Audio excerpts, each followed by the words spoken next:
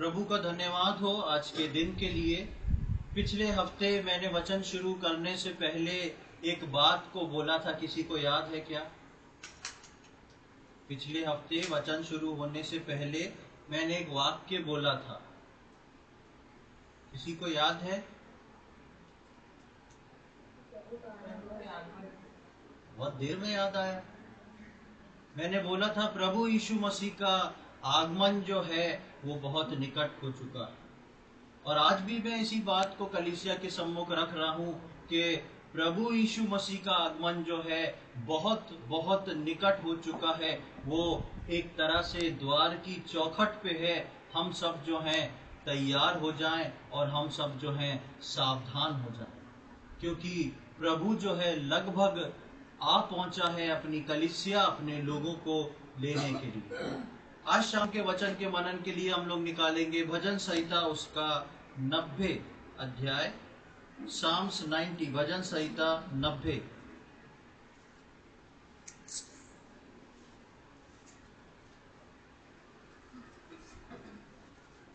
भजन संहिता 90 उसका 10, 11 और 12 हम पढ़ेंगे, 10 to 12। हमारी आयु के वर्ष 70 तो होते हैं, और चाहे बल के कारण 80 वर्ष भी हो जाएं, तो भी उनका घमंड केवल कष्ट और शोक ही शोक है। वो जल्दी कट जाती है और हम जाते रहते हैं। तेरे क्रोध की शक्ति को और भय के योग्य तेरे रोष को कौन समझता है? हमको अपने दिन गिनने की समझ दे कि हम बुद्धिमान हो जाएं। भजन 90 में आयु के विषय में एक बात हमको पढ़ने को मिलती है, और उसके अंदर एक आयु का एक अंक भी बताया है कि हमारी आयु के वर्ष 70 तो होते हैं, चाहे बल के कारण 80 वर्ष भी हो जाए। एक 70 वर्ष, एक 80 वर्ष का एक एवरेज दिया है। और उसके बाद 12वीं आयत में लिखा है, हमको अपने दिन गिनने की समझ दे कि हम बुद्धिमान हो जाएं। हमको अपने दिन गिनने की समझ दे कि हम जो हैं बुद्धिमान हो जाएं। वचन हमको अपने दिन गिन के बुद्धिमान होने को बोलता है। एक मनुष्य की औसत आयु को बुद्धिमानी से समझना बहुत जरूरी है। इस बात को परमेश्वर का वचन बताता है, और जिन बातों को परमेश्वर का वचन बताता है उन बातों को हमको गौर करना बहुत जरूरी है, क्योंकि परमेश्वर के वचन में कोई भी बात जो है यूं ही नहीं आ जाती। परमेश्वर बोलता है कि तुम्हारे दिन जो हैं वो 70, 80, 90, 100 इस प्रकार हो सकते हैं, पर उन दिनों का, उन वर्षों का जो है लिखा है, तो अभी उनका घमंड केवल कष्ट और शोक है। उनका घमंड, मनुष्य जो है 60, 70, 80, 100 साल तक किस चीज के लिए दौड़ता है? शुरू में पढ़ाई के लिए, उसके बाद नौकरी के लिए, उसके बाद शादी के लिए, उसके बाद घर बनाने के लिए, गाड़ी लेने के लिए। इन सारी चीजों में पूरी दौड़ कंप्लीट हो जाती है, और फिर मनुष्य एक ऐसी जगह पर पहुंचता है जहां उससे कोई बात करने वाला नहीं, जहां उसको कोई पूछने वाला नहीं है। उसके बच्चे बड़े हो गए, बच्चे अपने परिवार, अपनी नौकरी में बिजी हैं। अब वो व्यक्ति 70, 80, 90 साल की उम्र तक पहुंचते पहुंचते अकेले बैठ के अपना समय को काट रहा है। उस 70, 80 साल तक उसके पास क्या था? एक जुनून था, एक घमंड था, मुझे ये करना है, उसके बाद मुझे ये करना है, उसके बाद मुझे ये करना है, ऐसा करना है, वैसा करना है। लेकिन परमेश्वर का वचन बताता है कि तुम्हारे पास 60, 70, 80 साल जो हैं, उसके अंदर तुम परमेश्वर से समझ को मांगो। और कौन सी समझ? वो बोलता है हमको क्या लिखा है? अपने दिन गिनने की समझ। अपने दिन गिनने की। हम दिन किसके गिनते हैं? दिन किसके गिनते हैं हम? हाँ, दूसरे के दिन गिनते हैं। अपना दिन का भी गिनते हैं क्या? नहीं नहीं, अपना दिन तो हमको लगता है कि अभी बहुत जीना बाकी है, अभी बहुत कुछ है। मेरे पिताजी जो थे, एक दिन ऐसी हंसी मजाक में मैं बात कर रहा था, मेरे से बोले बेटा मैं 103 साल जीऊंगा। मैंने कहा अच्छा, 74 साल की उम्र में वो चले गए। क्या हुआ? एक मनुष्य की सोच होती है, वो सब कुछ सोचता है, पर वो क्या सोचता है? अपने दिन के बारे में नहीं सोचता, दूसरों के दिन के बारे में सोचता। वो बीमार हो गया, अरे उसकी हालत ऐसी है, ज्यादा नहीं चल पाएगा, अरे उसका ऐसा है, वो नहीं कर पाएगा। लेकिन परमेश्वर का वचन बताता है कि तुम परमेश्वर से मांगो। क्या मांगो? बुद्धि मांगो कि वो तुमको तुम्हारे दिन गिनने की समझ दे। और ये दिन क्यों गिनना है, कैसे गिनना है, इस दिन के अंदर क्या करना है, उस बात को आज हम सीखने जा रहे हैं। क्योंकि कुछ है जो इसमें रहते हुए विश्वासियों को, मैं संसार के लोगों की बात नहीं कर रहा, कुछ है जो इन 60, 70, 80 साल में मुझको और आपको करना बहुत जरूरी है। इसलिए परमेश्वर अपने लोगों को बोलता है कि तुम दिन गिनने की समझ मांगो, ताकि अपने दिनों को गिन सको कि जो मुझको कहा था वो मैंने कर लिया कि नहीं, और अब कितना समय मेरे पास बचा है।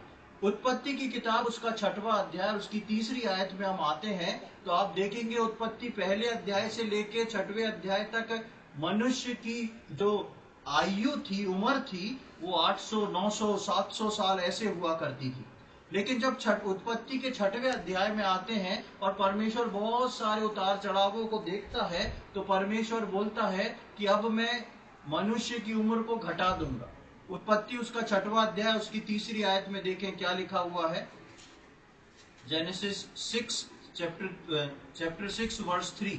तब यहोवा ने कहा, मेरा आत्मा मनुष्य से सदा लो विवाद करता ना रहेगा, क्योंकि मनुष्य भी शरीर ही है, उसकी आयु 120 वर्ष की होगी।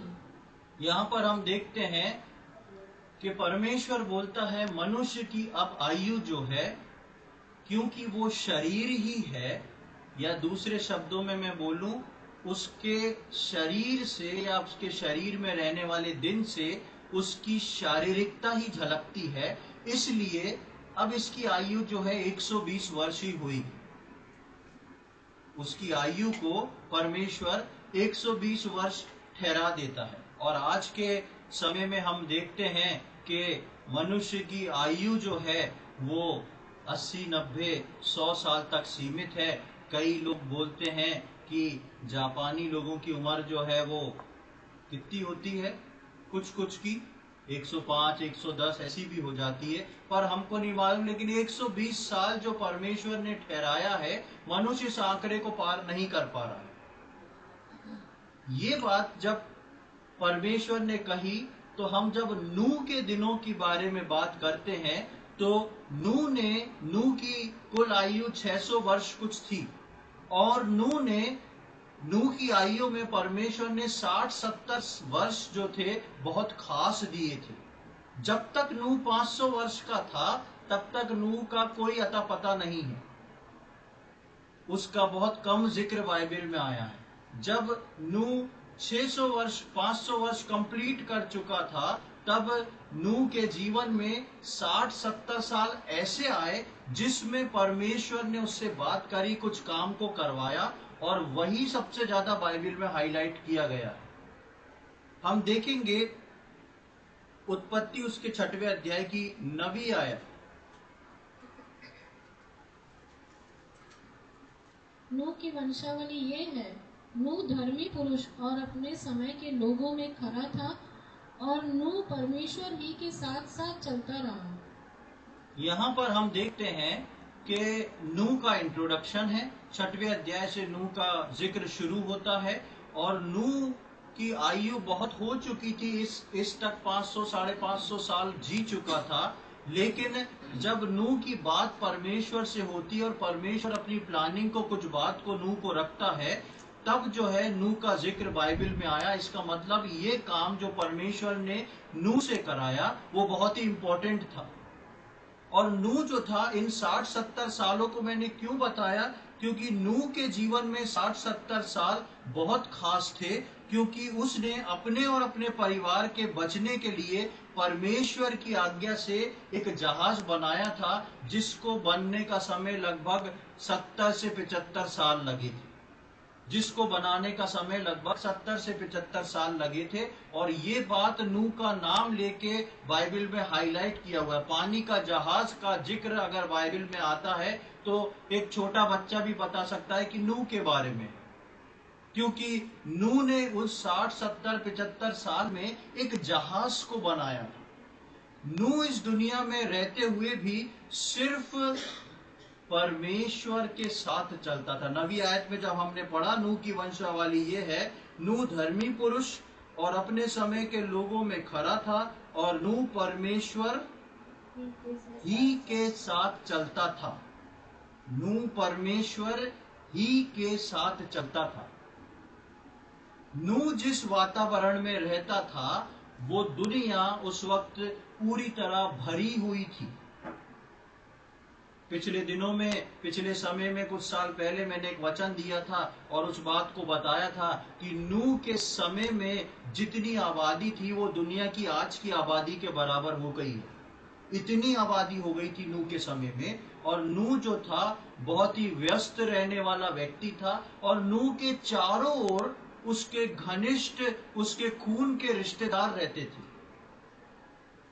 ऐसे में नूह के कितने चांसेस थे कि नूह अपना जीवन, अपना दिन भर जो था वो उनके साथ व्यतीत कर सकता था। हम बात कर रहे हैं कि नूह के जीवन में ये 60-70 साल क्यों खास थे।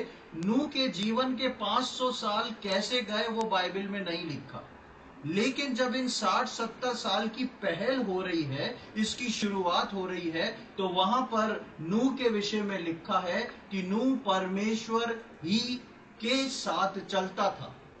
नूह जो था परमेश्वर ही के साथ चलता था, यानी कि उसका कनेक्शन जो था वो दुनिया से कटा हुआ था। और क्योंकि नूह का कनेक्शन दुनिया से हटा हुआ था और नूह परमेश्वर ही के साथ चलता था, इसलिए वो उसका वचन सुनने पाया। नूह परमेश्वर ही के साथ चलता था, इसलिए नूह परमेश्वर का वचन सुन पाया। और वचन जब उसके अंदर देहधारी हुआ, उस वचन ने जब उस नूह के जीवन के अंदर काम किया, तब वो उस वचन को लेके जहाज को बना पाया। तब उस वचन को लेके जहाज को बना पाया। नूह की अगर संगति बाहरी क्षेत्र में ज्यादा रहती तो परमेश्वर के वचन को नूह कभी नहीं सुन पाता। लेकिन नूह परमेश्वर के साथ साथ परमेश्वर ही के साथ चलता था, इसलिए वो परमेश्वर के वचनों को सुना और उन वचनों को अपने अंदर उसने देहधारी होने दिया। इसलिए जब नूह परमेश्वर के उन वचनों को अपने अंदर देहधारी होने दिया, इसलिए नूह जो था एग्जैक्टली वैसा जहाज बना पाया या वो काम कर पाया जो परमेश्वर ने उसको करने को कहा था।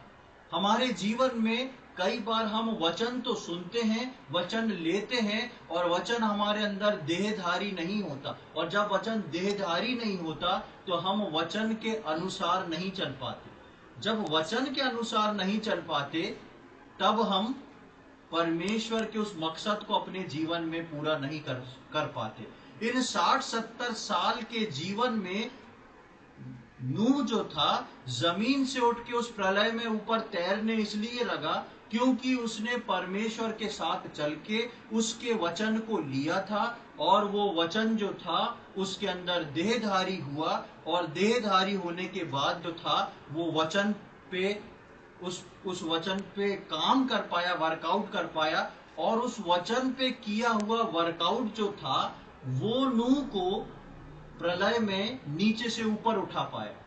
समझ गए आप बात को? वचन नूह के अंदर आया, परमेश्वर के वचन को नूह ने जो था आदर दिया, समय दिया, सिर्फ उसी के साथ चला, उस वचन को अपने अंदर देहधारी होने दिया। जब वो देहधारी हो गया तब उस वचन के अनुसार, क्योंकि वो कूट कूट के नूह के अंदर भर गया था, इसलिए जैसा परमेश्वर ने कहा था वैसा नूह ने एक जहाज बना दिया।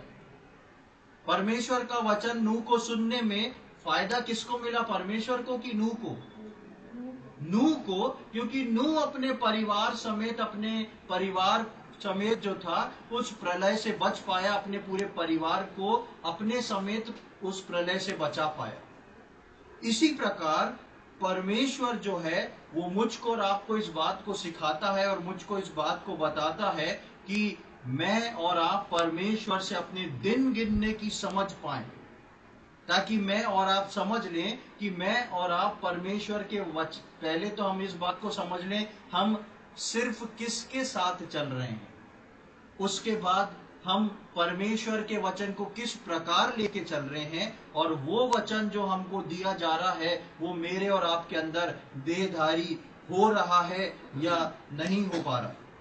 हम देखते हैं कि परमेश्वर ने जैसा नूह को बोला था, नूह ने ठीक वैसा ही एक जहाज को बना के रख दिया। उस जहाज को बनाने के लिए उसकी 14वीं आयत में देखें, 6वें अध्याय की 14वीं आयत, वहां पर परमेश्वर उसके नक्शे में एक चीज को बताता है नूह को। क्या लिखा है? इसलिए तू गोपेर वृक्ष की लकड़ी का एक जहाज बना ले, उसमें कोठरियां बनाना और भीतर बाहर उस पर राल लगाना। और परमेश्वर जब इसको बताने को कहता है, इसके साथ ही साथ 16वीं आयत के आखिरी भाग में देखें, वहां पर लिखा है जहाज की एक ओर क्या बनाना, कितने द्वार बनाना? एक बनाना। परमेश्वर नूह को उसके परिवार समेत बचने के लिए एक जहाज बनाने को बोलता है, और उस जहाज बनाने के लिए नूह को यह भी बताता है कि उसमें केवल तुम्हारा फैमिली नहीं जाएगा। कौन जाएगा? तुम्हारे परिवार के साथ कौन जाएगा? सारे जानवर का एक एक जोड़ा जो है तुम्हारे साथ जाएगा। तो नूह जो था उसको परमेश्वर ने दिया, लेकिन परमेश्वर उसको बोलता है दरवाजे कितने होंगे? दरवाजा एक ही होएगा, उसी एक दरवाजे से तुमको प्रवेश करना है। जल्दी से मेरे साथ निकाले यूहन्ना रचित सुसमाचार उसका 10वां अध्याय उसकी 9वीं आयत। Gospel according to John chapter 10 verse 9। द्वार मैं हूँ, यदि कोई मेरे द्वारा भीतर प्रवेश करे तो उद्धार पाएगा और भीतर बाहर आया जाया करेगा और चारा पाएगा। हम यहाँ पर देखते हैं कि नए नियम में विश्वासियों को प्रभु यीशु मसीह एक बार बताता है द्वार मैं हूँ।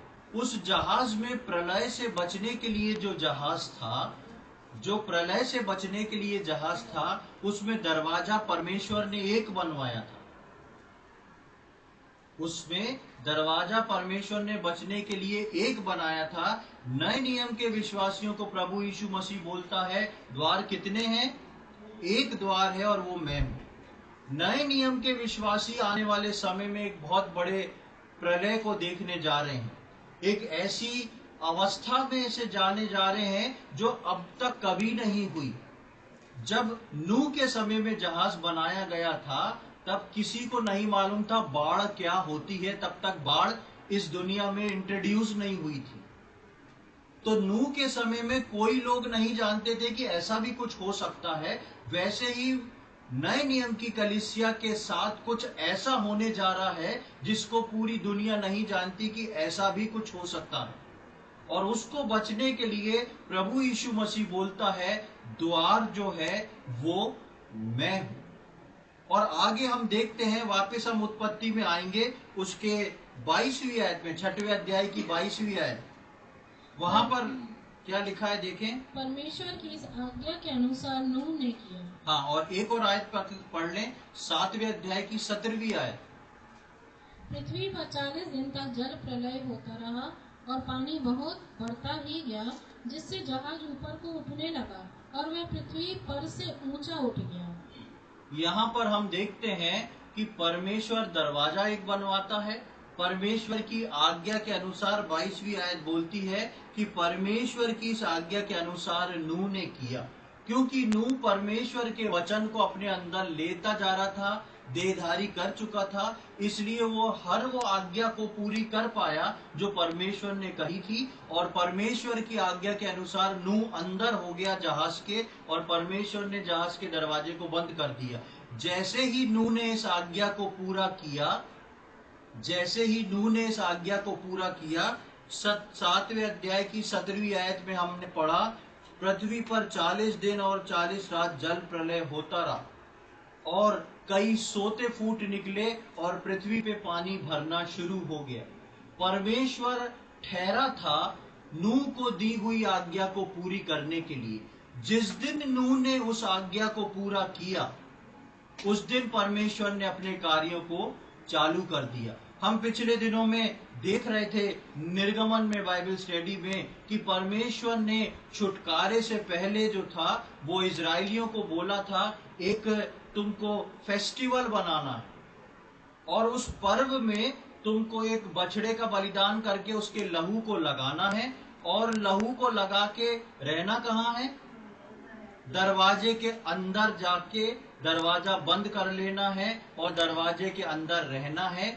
जिस रात हम पढ़ रहे थे, जिस शाम को गोदली के समय इजरायलियों ने उस मेमने का बलिदान किया, उसके लहू को चौखट में लगाया और अंदर होके दरवाजा बंद कर दिया, जो आज्ञा परमेश्वर ने दी थी उसको पूरा कर दिया, उस दिन परमेश्वर ने अपना काम करना शुरू कर दिया।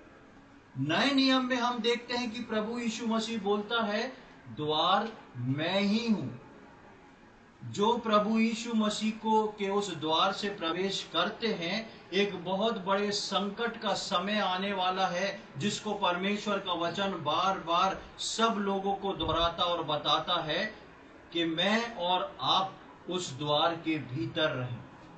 मेरी और आपकी आशीष जो है उस लहू की सीमा के अंदर, उस द्वार के भीतर रहने की। और पिछली बार मैं बता रहा था कि यदि परमेश्वर ने जो इन इजरायलियों को बोला था अंदर रहना, दरवाजे पे लहू लगाना, दरवाजा बंद कर देना, यदि कोई इजरायली उसमें से बाहर घूमने को निकलता तो क्या होता? मर जाता। परमेश्वर बोलता कि अरे नहीं नहीं, ये इजरायली, इनके यहाँ मेमना कटाता नहीं।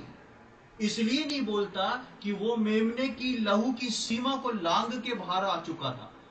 अगर विश्वासी अपने जीवन में लहू की सीमा को लांग के बाहर आ रहे हैं तो उसकी गारंटी परमेश्वर नहीं लेता है। और इस बात को परमेश्वर अपनी कलीसिया को उठाने से पहले बार बार बता रहा है कि विश्वासी लोग चेत जाएं, विश्वासी लोग जो हैं समझ लें कि यदि प्रभु यीशु मसीह को उद्धारकर्ता के रूप में ग्रहण किया है, उसमें पानी में डूब के बपतिस्मा लिया है, और तुम अगर आराधना कर रहे हो, प्रभु की मेज से भागीदारी कर रहे हो, तो तुम्हारे लिए एक लक्ष्मण रेखा, एक लाइन है जिसको तुमको पार नहीं करना, वो है यीशु मसीह का लहू। हर वो बात जो परमेश्वर के वचन के खिलाफ है, मुझको और आपको वो सारी बातें करने के लिए मना किया हुआ है। परमेश्वर ने उस सैलाब से बचने के लिए जहाज में एक द्वार बनाया और प्रभु यीशु मसीह ने एक द्वार को रखा और यीशु मसीह ने बोला, द्वार मैं हूं। प्रियो, मैं इस बात को बताने जा रहा हूं, यदि आपने आज तक प्रभु यीशु मसीह को उद्धारकर्ता के रूप में ग्रहण नहीं किया है और यदि आप आज तक उस द्वार के भीतर नहीं घुसे हैं, तो एक खतरनाक भविष्य जो है वो आप सबका इंतजार कर रहा है। लेकिन यदि आपने प्रभु यीशु मसीह को उद्धारकर्ता के रूप में ग्रहण कर लिया है और प्रभु की संगति में आ गए हैं, तो आप जो हैं सुरक्षित पाए जाते हैं। अब जिन बातों पे हम मनन कर रहे हैं, जिस प्रकार हमने देखा कि निर्गमन में परमेश्वर ने जिस दिन ये काम हुआ था, जिस दिन इजरायलियों ने इस आज्ञा को पूरा किया, उस दिन परमेश्वर अपनी 10वीं विपत्ति को लेके आया। जिस दिन नूह ने जहाज बनाया, परमेश्वर ने उसको चढ़ने की आज्ञा दी, परमेश्वर ने दरवाजा बंद किया, और उस दिन जो परमेश्वर ने कहा था वो होना शुरू हो गया। वैसे ही जो प्रभु में होकर वचन में बने रहेंगे वो बच जाएंगे, और परमेश्वर ने कलीसिया को और विश्वासियों को जिन बातों को सौंपा है, यदि हम उन आज्ञाओं को पूरा करेंगे तो प्रभु जो है मुझको और आपको शीघ्र उठाएगा, वो अपने कार्य करने में देर नहीं करेगा। हम इस बात पे मनन कर रहे हैं कि ये 60-70 साल का जीवन क्या है, और इस 60-70 साल के जीवन में क्यों परमेश्वर के साथ चल के वचन को भरना जरूरी है।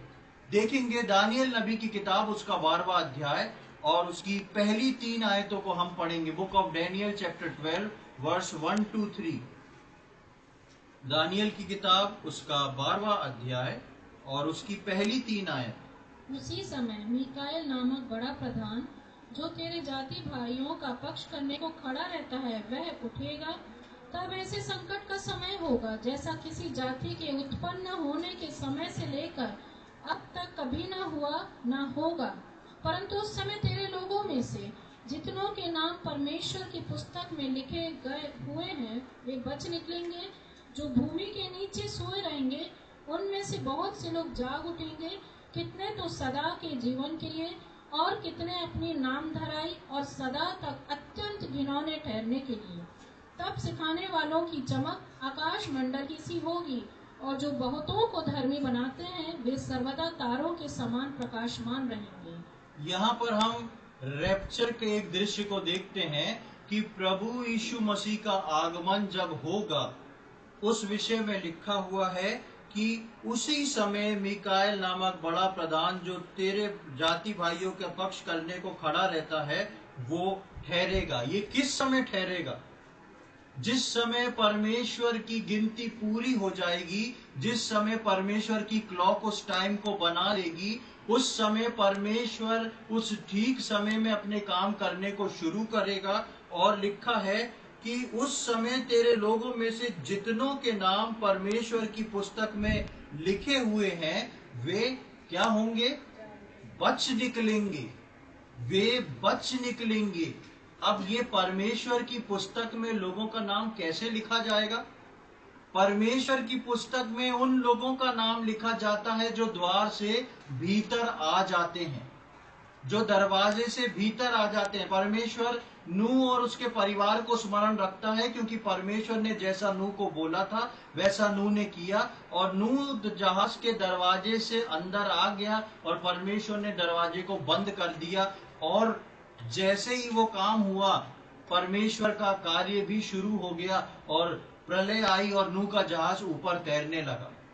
ठीक उसी प्रकार दानियल नबी की किताब बताती है कि प्रभु यीशु मसीह के आगमन के समय में बहुत सारी समस्याएं, बहुत सारी चीजें इस संसार में चारों ओर होंगी, लेकिन जैसे ही होगा उसके लोग जो हैं वो बच निकलेंगे। प्रियो, मैं और आप जो हैं बच निकलने के लिए रखे गए हैं, क्योंकि मैं और आप उस द्वार से प्रवेश करके कलीसिया में शामिल हुए हैं। मुझको और आपको परमेश्वर ने बच निकालने के लिए रखा है। लेकिन इसके साथ साथ एक और बात उन बच निकलने वाले लोगों के लिए परमेश्वर का वचन बताता है जो उसकी 10वीं आयत में पढ़ते हैं। दानियल के 12वें अध्याय की 10वीं आयत में, बहुत से लोग तो अपने अपने को निर्मल और उजले करेंगे और स्वच्छ हो जाएंगे, परंतु दुष्ट लोग दुष्टता ही करते रहेंगे और दुष्टों में से कोई ये बातें ना समझेगा, परंतु जो बुद्धिमान है वे ही समझेंगे। आखिरी लाइन को पकड़ लें, कौन समझेगा? फिर से बोलें, कौन समझेगा? बुद्धिमान समझेगा। इसीलिए भजन संहिता के 90 में के 12 में लिखा है, मुझको अपने दिन गिनने की समझ दे ताकि मैं क्या बन जाऊं? बुद्धिमान बन जाऊं, ताकि छुड़ाए जाने से पहले कहीं मैं पृथ्वी पे ना छूट जाऊं, उठाए जाने से पहले कहीं मैं यहीं लटक के ना रह जाऊं। इसलिए वहां पर भजनकार लिखता है कि हमको अपने दिन गिनने की समझ दे। परमेश्वर ने औसतन सबको 60, 70, 80 साल दिए हैं। इस 60, 70, 80 साल का आकलन करें तो बहुत तेजी से उम्र निकल जाती है और बुढ़ापे में आके आदमी विचार करता है कि मैं प्रभु के बारे में कुछ सोच लूं, प्रभु के बारे में कुछ कर लूं। लेकिन ये 60, 70 साल परमेश्वर ने मनुष्य को इसलिए ठहराए हैं कि वो सिर्फ परमेश्वर के साथ चले, उन वचनों को अपने अंदर देहधारी करे, क्योंकि ये वचन ही हैं जो मुझको और आपको क्या करने वाले हैं? ऊपर उठाने वाले हैं। अब कैसे ये वचन ऊपर उठाएंगे मुझको और आपको, इस बात को मैं जल्दी से आप लोग के सम्मुख रखूंगा। अब बहुत ध्यान से सुने इन सारी बातों को जिनको मैं बताने जा रहा हूं। मेरे साथ निकाले लूका रचित सुसमाचार उसका 17वां अध्याय, gospel according to Luke chapter 17 verse 26 to 30, 26वीं आयत से लेके 30वीं आयत तक। लूका रचित सुसमाचार 17वां अध्याय उसका 26 से 30। जैसा नूह के दिनों में हुआ था वैसा ही मनुष्य के पुत्र के दिनों में भी होगा। जिस दिन तक नूह जहाज पर न चढ़ा, उस दिन तक लोग खाते पीते थे और उनमें विवाह होते थे। तब जल प्रलय ने आकर उन सब को नष्ट किया।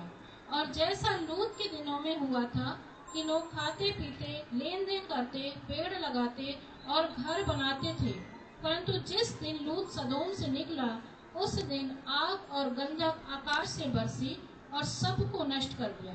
मनुष्य के पुत्र के प्रकट होने के दिन भी ऐसा ही होगा। यहाँ पर हम देखते हैं जैसा नूह के दिनों में हुआ था। प्रभु यीशु मसीह ने नूह और लूत का जिक्र किया और वो बताया कि प्रभु यीशु मसीह के आगमन के समय प्रभु यीशु मसीह के दिन भी वैसा ही होने वाला है।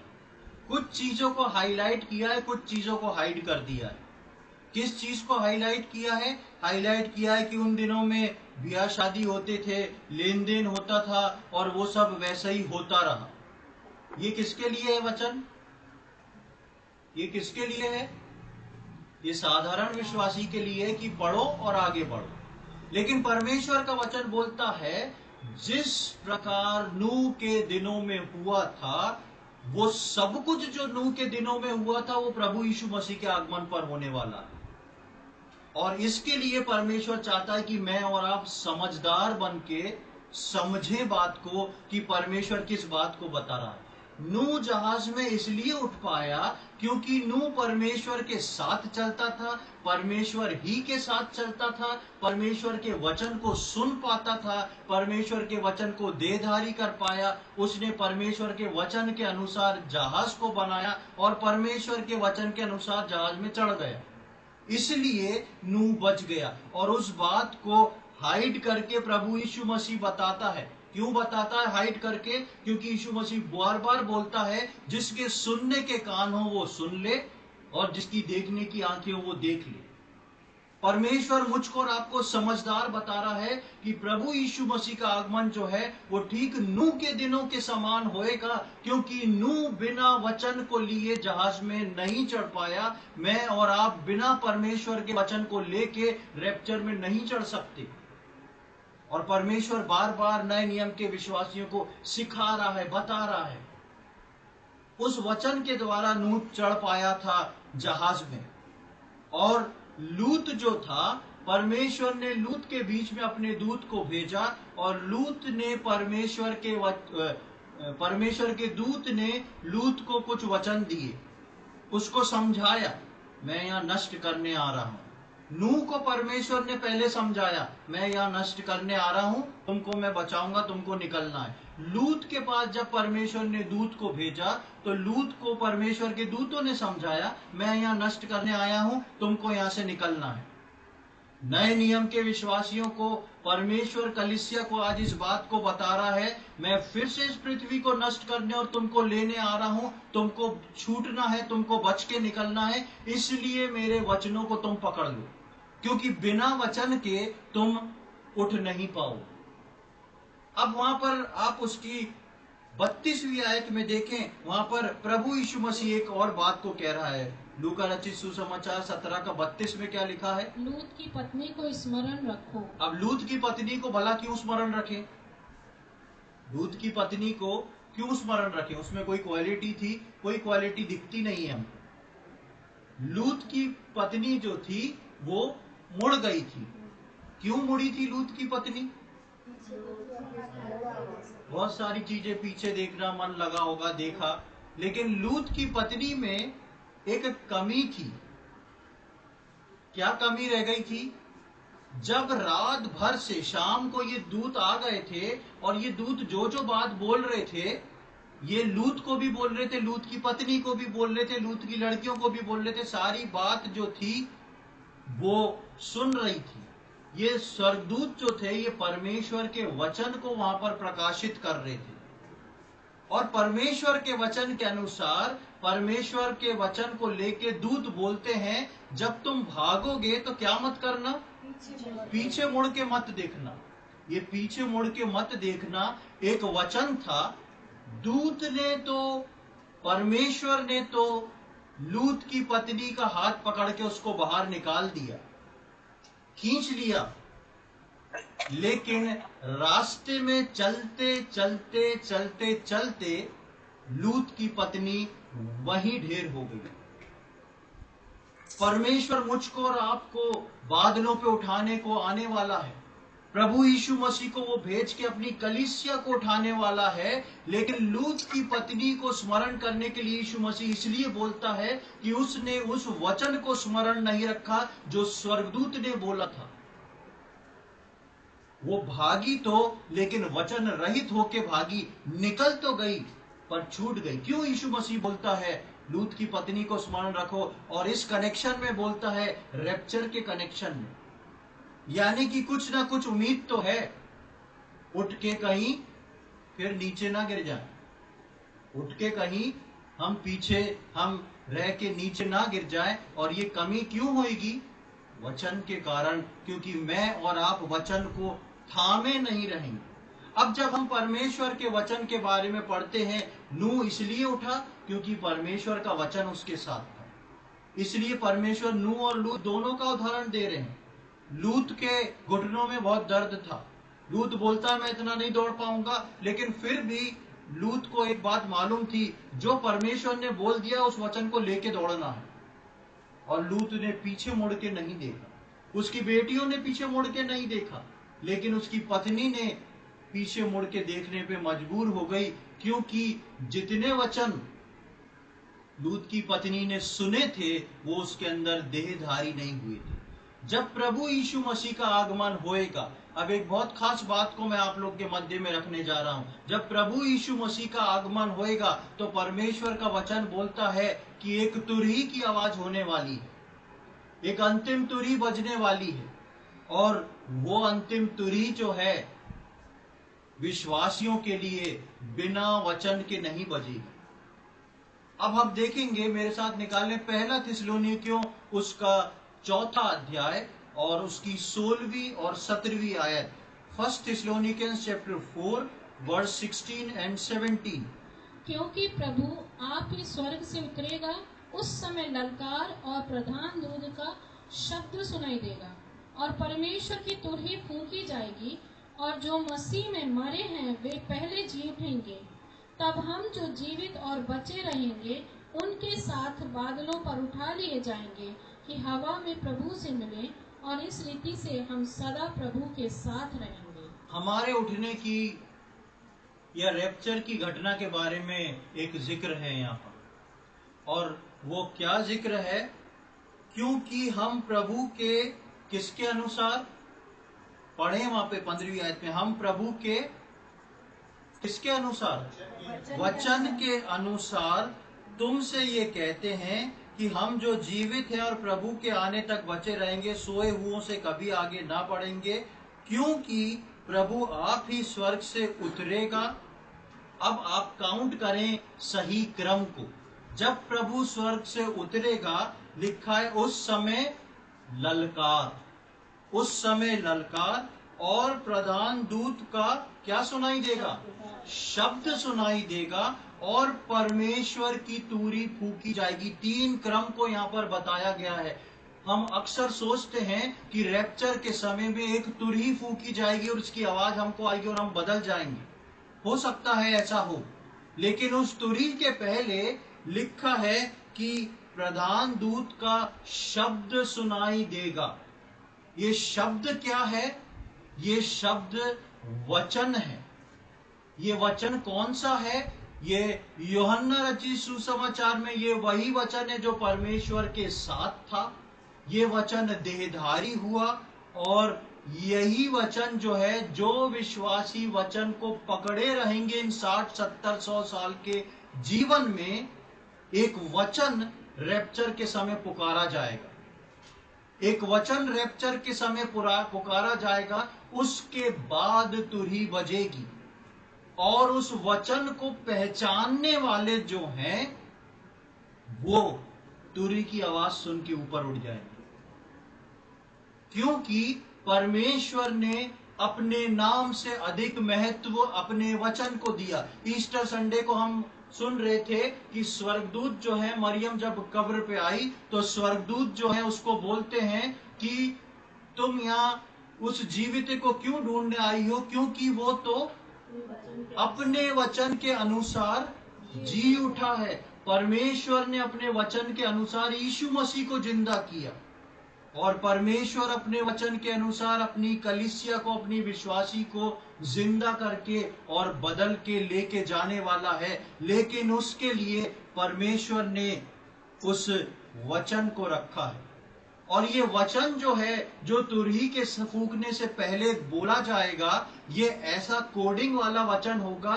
जो विश्वासी वचन में मैच्योर है वो इस बात को समझेंगे। आप जब दुकान पे जाते हैं, आजकल गूगल पे चलता है, आप बोलते हैं दुकानदार से कितने पैसे हुए, वो आपको क्या रख देता है? वो हाँ, अपना स्कैनर रख देता है, एक बार कोड रख देता है। आप उसको पढ़ सकते हो क्या? नहीं पढ़ सकते, पर आप मोबाइल निकाल के उसको स्कैन करते हो, आपका मोबाइल सब पढ़ लेता है और उसका नाम वाम सब लिख के आ जाता है। उसके बाद हम पैसा डालते हैं और पैसा, दुनिया में करोड़ों अकाउंट है, लेकिन उसी के अकाउंट में जाता है।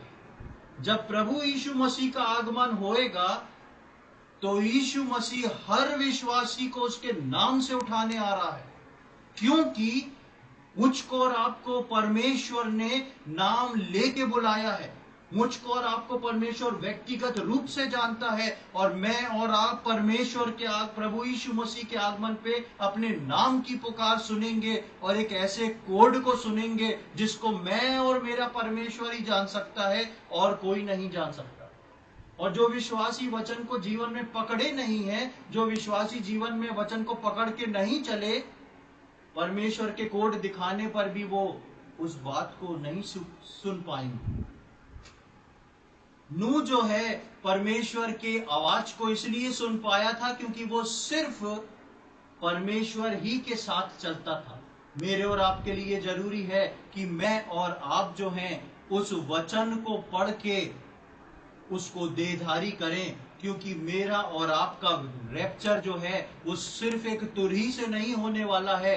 प्रधान स्वर्गदूत का शब्द होगा जो हर उस विश्वासी के लिए होगा, और उसके लिए वो व्यक्तिगत होगा, और हर वो विश्वासी व्यक्तिगत रूप से उसको पहचान जाएगा, और जो पहचान जाएगा वो उठा लिया जाएगा। यदि हमको दिए गए वर्ष में देहधारी नहीं हुए तो हम उस दिन उस वचन को नहीं समझेंगे, और लूत की पत्नी के समान नासमझी में पीछे छूट जाएंगे। लूत की पत्नी पर वचन था, लेकिन नासमझी में वो पीछे छूट गई। प्रभु यीशु मसीह मरियम और मार्था के भाई को जिलाने जाता है। यीशु मसीह वहां पर बोलता है, पत्थर को हटाओ। यीशु मसीह वहां पर है, पत्थर हट गया है, कब्र खुली है, लोग बोल रहे हैं दुर्गंध आ रही है। क्या लाजर जिंदा होके आया? उस वक्त आया क्या? नहीं आया। लाजर जिंदा तब हुआ जब लिखा है, परमेश्वर ने बहुत जोर के स्वर में चिल्लाया, हे लाजर तू निकल के बाहर आ। और तब दुनिया का सिर्फ वो एक लाजर जो मृतक था वो जिंदा होके बाहर आया। मुझको और आपको परमेश्वर प्रभु यीशु मसीह को जब भेज रहा है, व्यक्तिगत रूप से मेरा और आपका नाम लिया जाएगा, और परमेश्वर अपने राज्य में मेरा और आपका स्वागत करने पर है। मुझको और आपको हमारे नाम से परमेश्वर लेने जा रहा है। बेशक प्रभु जो है कलीसिया को उठाने जा रहा है, लेकिन मेरा और आपका संबोधन जो है वो मेरे और आपके लिए हुए वचन और उस नाम से करने वाला है। तुरही के शब्द के पहले प्रधान स्वर्गदूत जो है एक शब्द को बोलने जा रहा है, जिससे जो प्रभु में सो गए हैं वो जिंदा उठेंगे, और मैं और आप जो हैं वो बदल जाएंगे। इसलिए भजन 90 के 10 और 12 में लिखा है कि मैं और आप अपने परमेश्वर से अपने दिन गिनने की समझ पाएं। प्रियो, हम अपने दिन गिन के समझदार हो जाएं, क्योंकि तुरही फूकने पर है और उसका शब्द सुनने पर है। प्रभु यीशु मसीह जो है बहुत समीप अपनी कलीसिया को लेने को आ चुका है। हम इस सवाल को आज अपने हृदय में लेके जाएं, उस तुरही से पहले जो शब्द होगा, क्या मैं उसको सुन पाऊंगा? और यदि मैं उसको सुन पाऊंगा तो क्या मैं उसको समझ पाऊंगा? परमेश्वर ने अपने वचन को अपने नाम से अधिक महत्व दिया है। वो मुझको और आपको लेने बादलों पे शीघ्र आने वाला है। वो मुझको और आपको छोड़ेगा नहीं, लेके जाएगा। लेकिन परमेश्वर बोलता है जिस प्रकार नूह के दिनों में हुआ उसी प्रकार फिर से होने वाला है। नूह परमेश्वर के वचनों के कारण जहाज में चढ़ गया। मैं और आप आसमान पे परमेश्वर के वचनों के बिना नहीं चढ़ सकते। अंत के समय में मैं और आप तैयारी करें, परमेश्वर के वचन में भरपूरी करें, क्योंकि परमेश्वर का वचन बोलता है आने वाला आएगा और देर ना करेगा, और मेरा धर्मी जन विश्वास से जीवित रहेगा। वो विश्वास उसके वचन पे रखते हुए मैं और आप सावधान हो जाएं। शायद मैं और आप कल परसों नरसों ना देख पाए, क्योंकि प्रभु यीशु मसीह का आगमन जो है शीघ्र हो चुका है, अति शीघ्र वो आ चुका है। मैं और आप उस सीमा में बने रहें, मैं और आप उसके वचनों को पकड़े रहें, क्योंकि मैं और आप उसके वचन के द्वारा ही उठा लिए जाएंगे।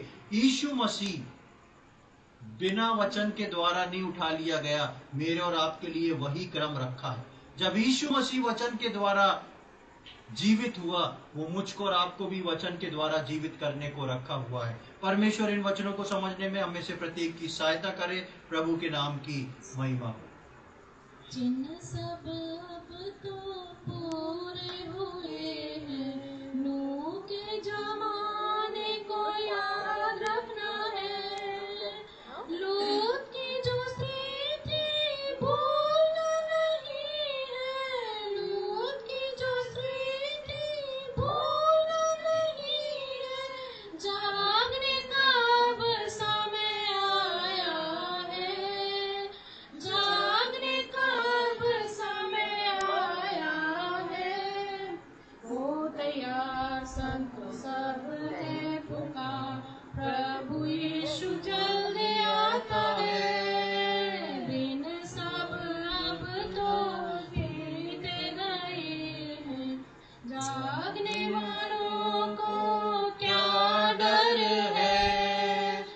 आदर के साथ वे ऊपर उठेंगे, आदर के साथ वे ऊपर उठेंगे, जो प्रभु के साथ चलते हैं, जो प्रभु के साथ चलते हैं। हो तैयार संतो सब है पुकार, प्रभु यीशु जल्दी आता है। वंदना होशना, वंदना होशना, राजाओं का राजा आता है। सुन लो ललकारा, तुरही का शब्द भी दूत प्रधान का शब्द होता है। सुन लो नारा, तुरही का शब्द भी दूत प्रधान का शब्द होता है। हो तैयार संतो सब है पुकार, प्रभु यीशु जल्दी आता है। आइए हम प्रार्थना करेंगे। प्रभु जी, हम धन्यवाद देते हैं इस सुंदर समय के लिए। एक और बार प्रभु हम सबके जीवनों में आपने ये अवसर दिया, प्रभु हम बैठ के आपके वचनों को सुन सके। प्रभु हम देख रहे थे भजनकार बोलता है कि तुम बुद्धि से भरा हुआ मन पाओ, ताकि अपने वर्षों को गिन पाओ। प्रभु हम धन्यवाद देते हैं, हम इस बात को आज सीखते हैं कि हमारे वर्ष हम किस तरीके से प्रभु बिता देते हैं, व्यर्थता में कितना समय हम निकाल देते हैं। लेकिन प्रभु आपका वचन बोलता है कि ये 60, 70, 100 साल जो हमको दिए हैं, ये आपके वचन को सुन के अपने अंदर देहधारी करने को दिए हैं, क्योंकि ये हमारे छुटकारे का एक बहुत बड़ा प्रतीक है। हम धन्यवाद देते हैं प्रभु, आपने अपनी कलीसिया को इस बात को उजागर किया है। हम धन्यवाद देते हैं प्रभु, आपने अपनी कलीसिया को इस बात को बताया है कि आपने हमको उस द्वार के अंदर रखा है, और बहुत जल्द वो ललकार और प्रधान स्वर्गदूत का शब्द होने वाला है, जिसको पहचान के हमको ऊपर उठना है। हम धन्यवाद देते प्रभु, मुझको हम सबको आप नाम लेके उठाने वाले हैं, आप उस वचन को दे के उठाने वाले हैं, उसके लिए हम हृदय से धन्यवादित हैं। प्रभु हम प्रार्थना विनती करते हैं, हम में से प्रत्येक की आप सहायता करें कि प्रभु इन बचे हुए समय में आपके आगमन से पहले हम वचनों को अपने अंदर देहधारी कर लें, हम तैयार हो जाएं और सिर्फ आपके साथ चलने वाले हो जाएं, ताकि हम सिर्फ आपकी बातों को सुन के आपकी इच्छा को पूरी करते हुए हम तैयार पाए जाएं। प्रभु जी प्रत्येक विश्वासी को हम आपके हाथों में सौंपते हैं, प्रत्येक की आप सहायता करें कि प्रभु सबके लिए मार्ग खुल सके और प्रभु सब उस वचन को देहधारी करके आपके आगमन के लिए तैयार पाए जाए।